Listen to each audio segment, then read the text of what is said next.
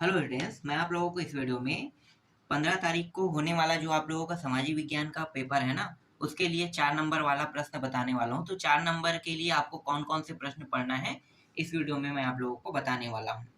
और इससे पहले वाले वीडियो में मैंने 5 नंबर और 6 नंबर दोनों को बता दिया है। अच्छे से तैयार कर लेना उसको। और इस वीडियो में मैं 4 नंबर में आने वाले प्रश्नों को बताने वाला हूँ। तो ये ए, बी, सी तीनों सेटों के लिए है ना। तो ए सेट, बी सेट, सी सेट तीनों सेट वाले विद्यार्थी इसे देख सकते हैं। तो चलो, आपको कौन सा प्रश्न पढ़ना है तो मैं पहले आपको अध्याय बता देता हूँ। देखो, अध्याय का नाम है संसाधन और विकास। संसाधन और विकास वाले अध्याय में आपको कौन कौन से प्रश्न पढ़ने हैं? सिर्फ 3 प्रश्न हैं। 3 प्रश्न। पहला प्रश्न ये है, ठीक है, जो यहाँ पे 9वां प्रश्न दिखाई दे रहा है ये है। पिछले एक मिनट, ये नहीं है, ये वाले ले लेते हैं। नवीनीकरण संसाधन और अनवीनीकरण संसाधन में क्या अंतर है? एक प्रश्न ये हो गया, ठीक है। ये आसानी से आपको परीक्षा बोर्ड परीक्षा सार में मिल जाएगा, इसलिए इसके उत्तर दिखाने की जरूरत नहीं है, सिर्फ आपको अध्याय देखना है, ठीक है। नेक्स्ट प्रश्न है कचरे के प्रतिपादन, नहीं, छोड़ दो इसको। नेक्स्ट है ये, संसाधन प्रबंधन के प्रमुख उपायों की चर्चा कीजिए, ये प्रश्न है। और ये तीसरा जो प्रश्न है ये है, भूजल नवीनीकरण के लिए क्या उपाय करना चाहिए। बस 3 प्रश्न। इसके बाद अगला अध्याय आते हैं। दूसरा जो अध्याय है जिससे आपको 4 अंक के प्रश्न पढ़ना है, भूमि संसाधन। भूमि संसाधन वाले अध्याय से पढ़ना है। तो भूमि संसाधन वाले अध्याय में आपको कौन कौन से प्रश्न पढ़ना है मैं बता देता हूँ। एक तो आपको ये चार्ट वाला पढ़ना है, ये प्रश्न देखो, ये वाला है ना, निम्नलिखित वृत्त चार्ट में भारत एवं छत्तीसगढ़ के भूमि उपयोग 2011 प्रदर्शित किया गया है। इस चार्ट का अध्ययन करें और संलग्न प्रश्नों के उत्तर दें, ठीक है। तो ये प्रश्न आपको एक पढ़ना है। और इसमें और कौन सा है, हाँ, दूसरा प्रश्न ये है, देखो, उपवन भूमि कृषि भूमि से भिन्न है, अपने विचार लिखिए, ये प्रश्न आपको पढ़ना है। अगला है, भूमि के निम्नीकरण के क्या मानवीय कारक है, ये प्रश्न है। नेक्स्ट, भूमि प्रबंधन क्यों आवश्यक है, इसके कौन कौन से तरीके, ये प्रश्न आपको पढ़ना है। यहाँ पे जो ये जो परती और बंजर भूमि है ना, में क्या अंतर है, और विकास योजना बनाने में इनका क्या महत्व है, ये प्रश्न आपको पढ़ना है। ये भू अधिग्रहण अधिनियम 2013 पर प्रकाश डालिए करें, ये प्रश्न पढ़ना है। और अगला है, मृदा परिच्छेदिका या मृदा की परतों का वर्णन कीजिए, ये प्रश्न पढ़ना है। इसमें बस इतना ही दिखाई दे रहा है ना, इतने प्रश्नों को आपको पढ़ना है। और है क्या? नहीं, बस इसमें इतना ही प्रश्न है। देखो, अगला अध्याय जो है विकास और विकास की समझ है ना, विकास की समझ से आपको कौन कौन से प्रश्न पढ़ना है वो मैं आपको बता देता हूँ। तो आपको पढ़ना है, एक तो ये प्रश्न पढ़ना है, देख लो, भारत की प्रति व्यक्ति आय नेपाल से अधिक होते हुए भी मानव विकास सूचकांकों में बराबर होना क्या दर्शाता है, एक प्रश्न ये है।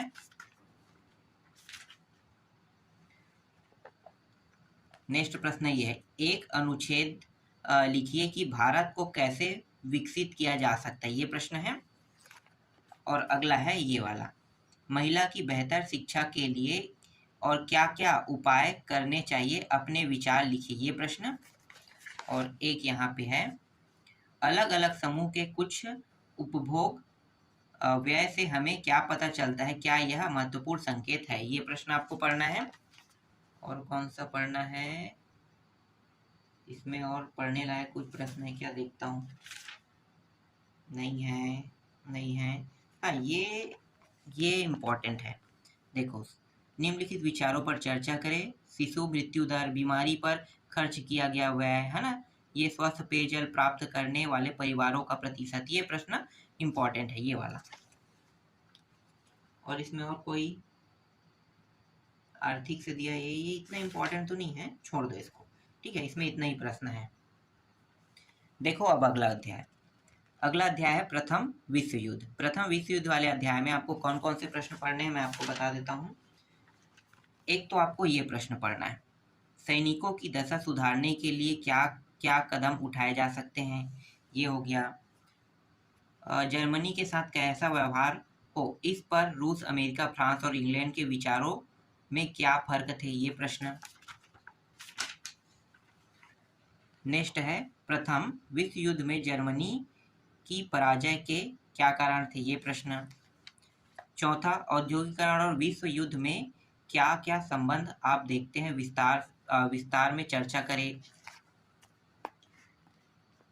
फिर रूसी शांति घोषणा और विल्सन के 14 सिद्धांतों के बीच समानताएं और असमानताएं क्या थी? ये प्रश्न है।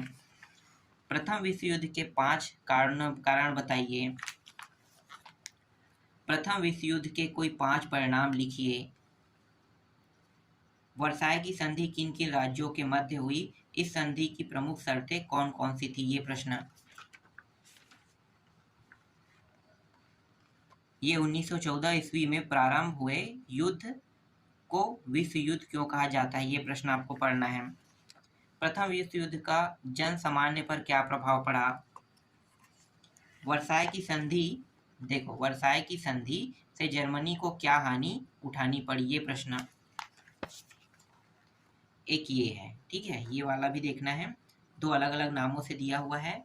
ये प्रथम विश्व युद्ध में कौन सी तकनीक का उपयोग किया गया, और ये अंतिम प्रश्न है, प्रथम विश्व युद्ध के लिए उत्तरदायी कौन था? बस इतने प्रश्नों को पढ़ना है इसमें, ठीक है। इसके बाद अब हम आते हैं नेक्स्ट अध्याय में। देखो अब इसको मानव संसाधन है ना, तो मानव संसाधन से आपको 3 और 4 अंक के प्रश्न देखने को मिलेगा। तो मैं यहाँ पे सिर्फ चर्चा रंग का बता रहा हूँ। तो चर्चा रंग में एक तो ये प्रश्न है, जनगणना के आंकड़े हमारे लिए कैसे उपयोगी है? दूसरा है, बढ़ती हुई जनसंख्या ही पूरे विश्व के विकास में बाधक है। क्या आप इस कथन से सहमत हैं? हाँ, नेक्स्ट है ये, किसी देश में लिंगानुपात कम होने पर क्या होगा? ये प्रश्न है। इसके बाद अगला है, भारत में पुरुषों की तुलना में महिला की साक्षरता कम है, इसके क्या कारण है?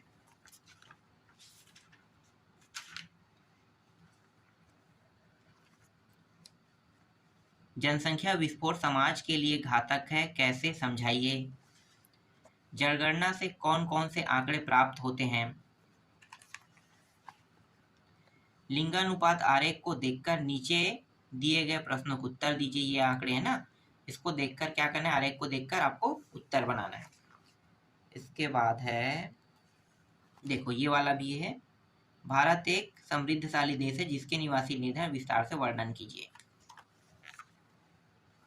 भारत में जनसंख्या के घनत्व में इतनी अधिक विविधता क्यों पाई जाती है? नगरीय और ग्रामीण व नगरीय जनसंख्या में अंतर। और एक प्रश्न और है, दी गई आरेख कह रहा है ना, ये आरेख दिखाई दे रहा है ये, ठीक है। क्या बताना है भाई? यहाँ पे कुछ टॉपिक है, 4 टॉपिक, ठीक है। इसका उत्तर इन 4 टॉपिक के हिसाब से देना है। बस इतना ही इसमें पढ़ना है, ठीक है। इसके बाद अगला देख लेते हैं।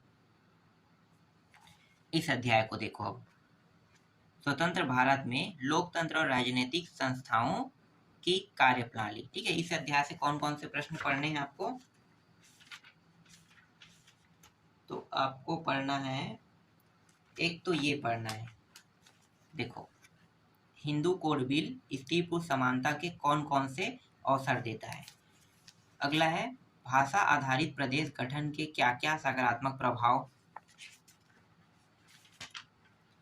इसके अलावा अगला जो प्रश्न आपको पढ़ना है, भारतीय राजनीति में 1967 के बाद की 3 प्रमुख घटनाओं को लिखिए। पंजाब आंदोलन और असम आंदोलन में क्या क्या समानताएं और असमानताएं आपको दिखी? ये प्रश्न। इसके बाद अगला जो प्रश्न है वो ये आपको पढ़ना है, अगर ये कानून मतलब जो हिंदू कोड बिल पारित नहीं होते तो भारत में महिलाओं की स्थिति पर क्या प्रभाव पड़ता है ना? ये प्रश्न है। अगला है, सन 1950 के बाद भारत में सत्ता का केंद्रीकरण क्यों हुआ? पहले आम चुनाव की 3 खास बातें लिखिए। ये प्रश्न। और 3 बातें है ना, और ये आम चुनाव की व्यवस्था भी पूछ सकता है, इसी के साथ है। और कौन से इम्पोर्टेंट है? बस इतना ही प्रश्न इसमें इम्पोर्टेंट है, ज़्यादा प्रश्न आपको देखने की जरूरत नहीं है, ठीक है। अब अगला अध्याय देख लेते हैं।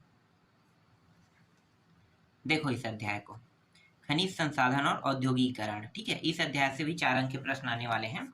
तो 4 अंक के लिए आपको कौन कौन से प्रश्न पढ़ना है मैं बता देता हूँ। एक तो आपको ये प्रश्न पढ़ना है, उत्खनन से किस प्रकार के पर्यावरणीय दुष्प्रभाव हो सकते हैं, उनका क्या निदान है, ठीक है, ये प्रश्न। दूसरा आपको पढ़ना है ये वाला, औद्योगिकरण के क्या लाभ है। तीसरा है ये, हुगली औद्योगिक प्रदेश में औद्योगिक विकास के प्रमुख कारण कौन कौन से हैं। भारत में कोयला उत्पादन का विवरण दीजिए, ये वाला प्रश्न भी पढ़ना है आपको। उत्खनन से कौन कौन सी समस्या उत्पन्न होती है, विवरण दीजिए, ये भी है। और ये जो हाल है, बाल्को है, HMT है, STL है ना, इसका फुल फॉर्म वाला भी आपको पढ़ना है, ठीक है। ये पन बिजली और ताप बिजली में निम्नलिखित अंतर है, तो ये वाला भी आपको पढ़ना है। इसके बाद अगला है ये, सरकार ने नई औद्योगिक नीति में मुख्यतः कौन कौन सी नीति अपनाई, ठीक है, ये वाला। और हाँ, ये उत्खनन वाला भी देखना है, उत्खनन से पूरे देशवासियों को लाभ हो, केवल कुछ निजी कंपनियों को नहीं, इसके लिए क्या किया जा सकता है, ये प्रश्न।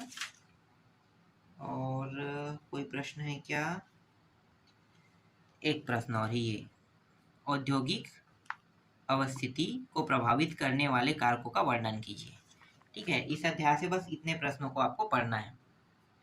अब अगला अध्याय देखो, अध्याय का नाम है दो विश्व युद्धों के बीच ब दिया है ना, जर्मनी में नाजीवाद और दूसरा विश्व युद्ध। तो इससे आपको कौन कौन से प्रश्न पढ़ना है मैं बता देता हूँ। देखो, एक तो आपको ये पढ़ना है, इटली में मुसोलिनी के उत्कर्ष के 4 कारण लिखिए, ये प्रश्न। दूसरा आपको ये पढ़ना है, हिटलर और मुसोलिनी में क्या क्या समानताएं थी, लिखिए, ये प्रश्न आपको पढ़ना है। तीसरा है, हिटलर जर्मन राज्य का विस्तार क्यों चाहता है ना, चाहता था ये, और इसका अथवा दूसरे नाम से इस प्रकार से भी जाना जाता है, इसको देखना है आपको। और इसके बाद अगला जो प्रश्न है ये, द्वितीय विश्व युद्ध के महत्वपूर्ण परिणाम का वर्णन कीजिए। और हिटलर की ये जो विदेश नीति है ना, द्वितीय विश्व युद्ध का कारण था, स्पष्ट कीजिए, ये देखना है।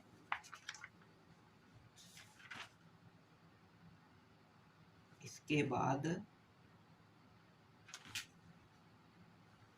ये वाला देखो, फांसीवाद लिखा हुआ है ना, फांसीवाद के 4 लक्षण है ना, मतलब फांसीवाद और ये लोकतांत्रिक उत्तरवाद में अंतर भी पूछ सकता है, ठीक है। तो इसको तो 3 अलग अलग नामों से जाना जाता है, जैसे कि यहाँ पे बताया गया है। इसके बाद जो अगला प्रश्न आपको पढ़ना ये है, राष्ट्रवाद और अति राष्ट्रवाद में क्या अंतर आपको दिखता है, ये प्रश्न है। और ये है संयुक्त राष्ट्र सुरक्षा, ये छोड़ दो, संयुक्त राष्ट्र। द्वितीय विश्व युद्ध के कारणों का वर्णन कीजिए, तो ये भी तो मैंने बता दिया है ना, चलो इसको छोड़ दो, ठीक। अब और कौन सा अध्याय बचा है उसको भी देख लेते हैं। एक आपको ये अध्याय भी पढ़ना है, सरकारी बजट और कर निर्धारण, ठीक है। इस अध्याय से आपको कौन कौन से प्रश्न पढ़ना है मैं बता देता हूँ। एक तो आपको इसको पढ़ना है, देखो, सरकार के लिए बजट क्यों जरूरी, बजट में करों की चर्चा क्यों की जाती है ना, अथवा दूसरे नाम से इस नाम से भी जाना जाता है, ये हो गया। आयकर और उत्पाद शुल्क में अंतर, तो ये जो आयकर और उत्पाद शुल्क में अंतर, इसको पढ़ लेना है। इसके अलावा आपको और कौन सा पढ़ना है, इसके अलावा आपको पढ़ना है ये वाला प्रश्न, मूल्य संवर्धित कर से क्या आशा है, उदाहरण सहित विवरण दीजिए, ये प्रश्न है। नेक्स्ट है ये, सरकारी बजट क्या होता है, बजट के 3 उद्देश्य बताइए, ये प्रश्न। और कौन सा है, हाँ ये वाला, सरकार के ऐसे कौन कौन से कार्य हैं जो गरीबी को कम करने से सीधे जुड़े हुए हैं, ये प्रश्न आपको देखना है। एक आपको पढ़ना है ये, किस तरह से कर चोरी को कम कर सकता है ना, ये। और अंतिम जो है ये वाला प्रश्न, कर संग्रह का सीधा प्रभाव सरकार के खर्च पर कैसे पड़ता है। तो इतने प्रश्नों को जब आप पढ़ोगे तो चर्चा नंबर वाले जितने भी प्रश्न आएंगे वो आपसे आसानी से बन जाएगा।